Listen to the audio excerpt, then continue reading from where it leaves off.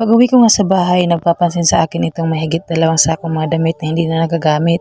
Minsan na nga pala kami nagtalo ni mama tungkol dito kasi nga gusto ko na itong itapon.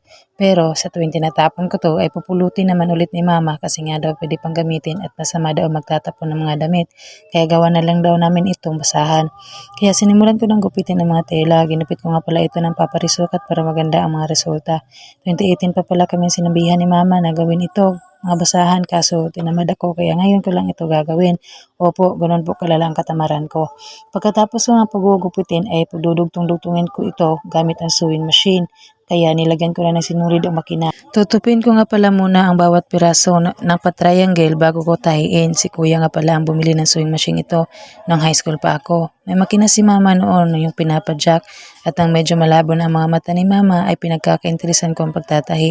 Hindi pa po ako expert dito at hindi pa rin po kagandahan ng mga gawa ko